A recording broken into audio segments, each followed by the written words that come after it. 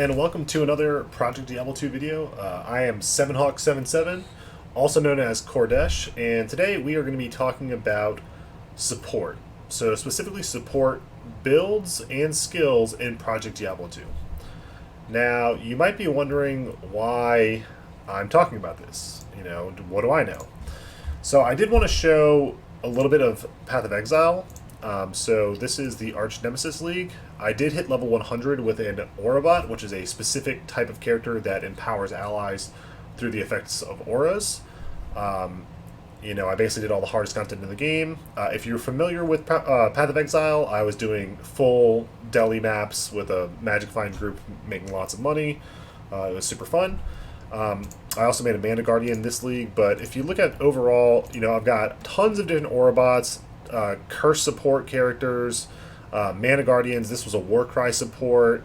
You know, giving out lots of defensive mechanics to other players, and it's just something that I really enjoy doing. As you see, I've been doing this for a long time. Like pretty much everything I have here is just support builds. So yeah, so I wanted to kind of talk about that in regards to Project Diablo 2. So let's start off. Why play a support build to begin with? So to do this, you really need to find a group. So playing in a group is fun. You get to play with your friends, you get to hang out. It's a good time. You also get a lot more experience when you're in a group. So the experience, I think, scales to about 450% when you are in an 8-man party. The drawback generally is the drops are kind of worse, and the reason why I say that is because when you're soloing now, especially in maps, you'll be soloing, you'll get players 5 drop rates, and if you're in a group, you'll get players like, I don't know, like something above 8, I think. But it still doesn't scale super well. You'll see more, you know, burr runes drop or whatever, but there's 7 other people trying to snag it. So unless you have like a good group that knows how to split items or currency or whatever, it's gonna be kind of hard to like farm currency or items or money in a group unless you're doing something specific like Ubers or key farming. So that's kind of the pros and cons. I wanted to bring up support builds specifically because I think one thing that's kind of interesting is dungeons. So I personally have never done a dungeon, and I think that that should be I want to explore that content as a player and as group content. I think that bossing, specifically Rathma and Diablo Clone, should be a solo player and bossing experience, but I think that the game and the in-game a lot needs to be you know, kind of tuned and tweaked around dungeons, and I would like to experience that content and give meaningful feedback for future seasons. And I'm hoping that support builds play into some kind of a role.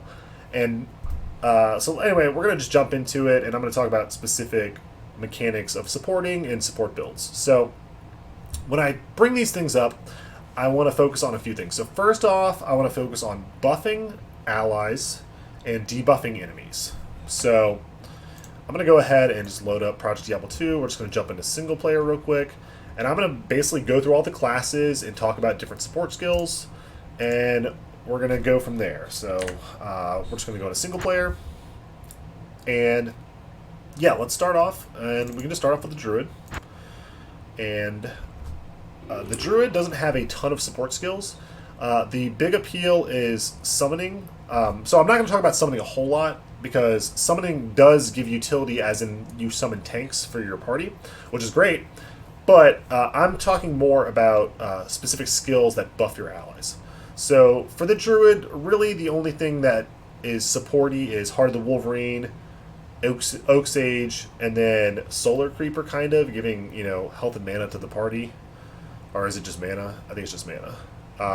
Anyway, so out of all these, I think Heart of the Wolverine is probably your best bet. Getting a damage and attack rating increase is huge for physical builds. So if you have like a throw barb, and this, if you're giving them a level 40 Heart of the Wolverine, they're going to be very happy with you. So I think if you're trying to make some kind of support druid, your best bet is to make a summoner and max out Heart of the Wolverine. If you're looking to just make everybody defensive, Oak Sage is great, just gives life.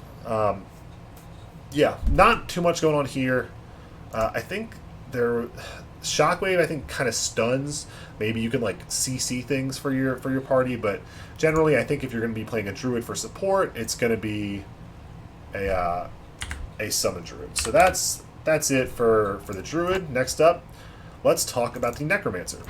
So the Necromancer, we're not going to talk too much about the summoning. Again, you can summon stuff, tank stuff, whatever. We're going to talk about curses. So curses are great. They are a debuff that you put on a target, and it's awesome. You can shred the physical resistance of a monster or a boss. This is 60%. Decrepify also is going to be doing physical damage reduction, I believe.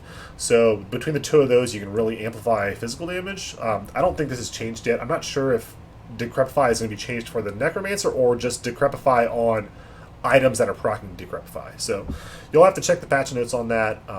So amplify damage increases physical, lower resist, lowers the elemental resistances, including poison resist, which is pretty cool, of monsters. Decrepify currently just makes you a little bit safer with the attack and cast rate. Weaken. The problem with this is like it decreases the damage done, but a lot of the time monsters have like special abilities, so they're not just going to sit there and auto attack you. So things like weaken are not as good. Life tap, I think, yeah, it scales per base level, so it doesn't actually scale with items. So if you put a bunch of points in the base level, that's fine, I guess. But I kind of feel like this class has a number of problems. So I did want to talk about a little bit of it because I personally mained a Curse Necro, and I thought it was kind of bad. So let me talk about why. So first off, to level, you're going to be going Dark Pact, and this ability is incredibly clunky. You have to cast 3 curses and then the Dark Pact to actually get any damage. The single target is very bad. On top of that, you have to max out at least Iron Maiden to get the most damage out of it, with that having 18% more magic damage. And Iron Maiden is not a very useful skill. Yeah, that's a huge amount of percent damage return, but again, a lot of bosses or monsters, if you're looking for a single target, aren't going to be doing a lot of auto attacking, so not that relevant. Yeah, I just find it very clunky. Another issue that I have with Dark Pact is it clears the curses on a target. Now that means if you throw up an amplified damage and then a lower resist and then a decrepify and then Dark Pact, so that's 4 different casts. On the 4th one, it clears everything. So you have basically a 75% uptime on the first curse, 50% on the second one, 25% on the third, and then 4th use clear. So you really have like half uptime on curses if you're Dark Pacting, which kind of sucks if you're trying to do a support class. So overall, I'm not super excited about this. I don't know if I'd want to play it again unless some changes were made to the class. Another issue that I have is most players bring the curses that they find relevant. So if someone's benefiting from amp damage, they're going to find a way to bring it. If someone's benefiting from lower resist, they'll have a plus spitter on their merc, whatever. So it's hard to be the one to do this unless you are running with a dedicated group. And when I say a dedicated group, I mean you need to find groups that run 8 people, because you're bringing tons of utility and really nothing else. So if you are just running with one other person, these curses and this supporting you're doing is not going to be relevant enough for you to be running with them. Unless you do the Dark Pact stuff, but if you're doing that, it sucks and feels bad anyway, so I would not recommend it. Overall, I think that there's a ton of potential with a Cursed Necromancer. I hope it gets a little bit of love. I would love to see Dark Pact not be so terrible. I'd rather Dark Pact just kind of like have a chance to cast on casting situation where you put points into it, and as you cast curses, it then like procs some other damage skill or something. I don't know. I think that'd be a little bit more interesting. Basically reward the player for just applying the curses. I think would be pretty good. But overall, that's pretty much it for the Necromancer, and we're going to go ahead and move on to another class. So, next class we'll talk about is the Sorceress. The Sorceress really doesn't have a ton of utility. I will talk about the first thing. So, early on with ladder, teleport is incredible. So, you could be a teleport Sorceress, as in like someone who doesn't do any damage except you just blow through the axe and teleport where you need to go. However, once you're on day 2 of the league or day 3 of the league, you don't really need to teleport Sorceress anymore. So that support is kind of, like that niche of what you need to be getting done doesn't matter anymore. So we'll move on to enchant. So there's 2 enchants: cold enchant and fire enchant. And personally, I've played this, I think, 3 leagues of the past 4. And really, it's kind of bad. It feels bad. It's very difficult to gear. You need a ton of plus skills. You need fire plus skills and cold plus skills to benefit from both. And then you need to have like a full gear swap and charm swap to get like optimal usage. On top of that, it gets half effectiveness for allies. So let's say you're joining a public game. You go out, you cast enchant, and you're like, hang on, guys, let me go switch out all my gear, which might take a minute, and I'm going to come back and enchant you guys again. Also, they gave it an AoE, but I find the AoE very clunky, and if there's someone with like minions, I'm having to cast it 5 or 6 times to cover all the minions. I don't know if it's because the minions are desynced from like what I'm seeing from them, but I just find it very tedious to hunt down all these people and give them enchants, and it really doesn't seem to be that good. I personally, I don't think it really works solo very well. I know that you can do the whole melee sorceress build, and that's fine, but it's so much work, and it's not that good. I don't know. I would love to see a situation where, a Vengeance Paladin is getting enchanted by a sorceress, and that and that Vengeance Paladin becomes a literal god because of, these enchants. So I'm hoping that these get buffed. Overall, I would not recommend this as a support class. You can definitely, if you're running with a ton of different attack builds and y'all are looking for an avenue to circumvent physical immunes, this is a good way to do it by just giving out, high elemental damage to all the physical people. But that's pretty much it for the Sorceress on support builds. Moving on to the next class.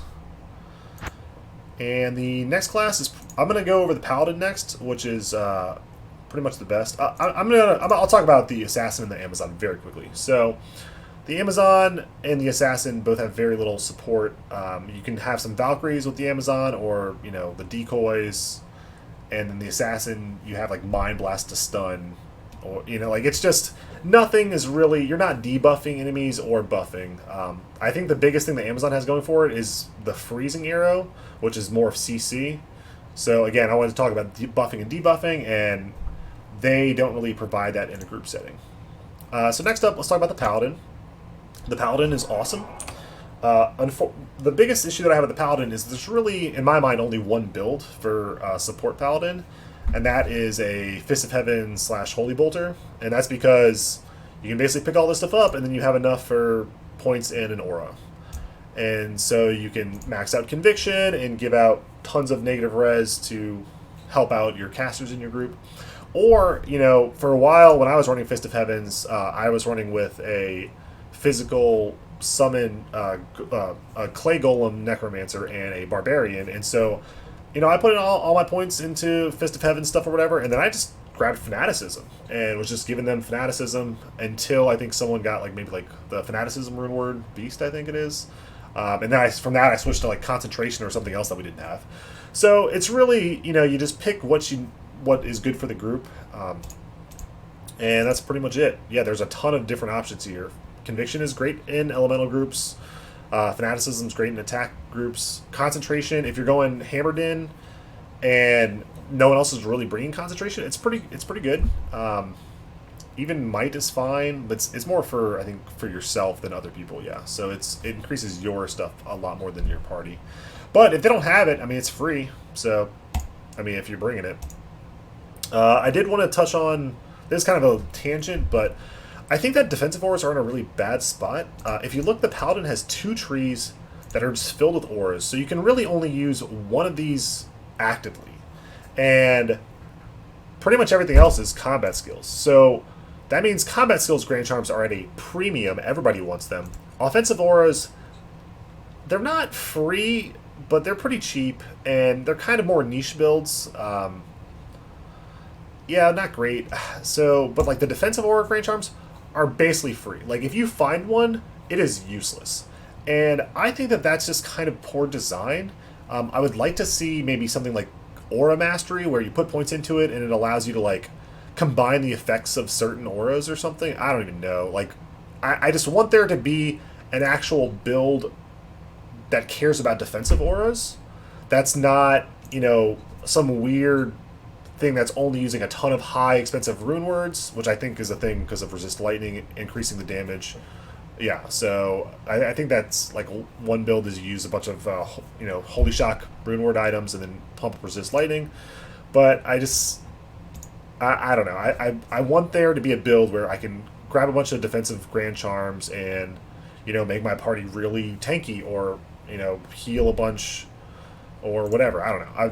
That's kind of just a minor aside. But regardless, the Paladin's probably the best support class in the game. If you're looking for a class that can solo very well and provide tons of utilities to a party, Paladin's your best bet. I mean, Fist of the Heavens, Holy Bolt, and Holy Nova, even Holy Light, you have great damage, you have great AoE. Your single target is okay. It's not great, but you have the ability to heal other players while being incredibly tanky, and you can provide pretty much any utility that your party needs. So if you're looking for a support, highly recommend the Paladin.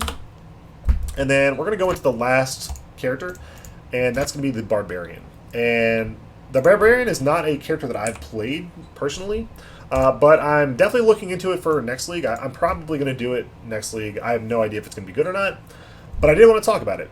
So what is the support? It's Warcries. So people probably know a little bit about this, but Battle Command, it gives, you know, plus to skills. That's awesome. It does cap. It's only on base skills, which personally I think is kind of sad. I think I would rather give a plus skill every like 10 levels or something. So if someone has like really invested into Warcries, then you can really juice up your team or yourself. I think that'd be kind of cool. I really don't like when something only scales also off of base skills, because it's not as fun to like gear out for it. Battle orders giving life and mana to the party, awesome. It's great. How you're going to do damage is through Warcry, and yeah, it's got a bunch of synergies. You can prioritize the ones that deal more damage, or you can prioritize the one that gives more utility. I'll point out a couple other things. So Taunt, it lowers the attack rating and the damage, which is good. We have Battle Cry, which lowers defense and physical damage resistance, which is also very cool. And then we have Shout, which is increasing defense of the party, and Howl just is CC, just fears. So really cool stuff. Obviously, Battle Orders and Battle Command are the main support skills, but you have a ton of cool utility here. So we'll see. I'm probably going to play this next league, and I'm hoping that I can play with some, you know, physical damage dealers, so I can, you know, have a really high level Battle Cry, and we can just shred that physical damage resistance with that, and we can be super safe with Battle Orders and Battle Command and kind of just run around crushing it. So that's pretty much it for the support classes. And yeah, so what now? Let's see here. That's pretty much it for the support classes. I will bring up and talk about what I think an optimal, quote-unquote, optimal team comp for something like Dungeons will be. And I'll try and incorporate some of these different classes and characters into a very synergistic 8-man party, and try and suggest a way that you could approach these dungeons. Now, the dungeons are a little bit different because I believe that there's tons of different immunes on all kinds of stuff. So you do need a mix of physical, elemental, I think even maybe poison damage. So I'm going to have to do a little bit more research on that. But yeah, so that's what I'm going to be talking about next. And I hope you enjoyed this video. And you know, you don't need to subscribe or like or any of that stuff. This is just me kind of talking about stuff that I like to talk about. So I hope you have a good day.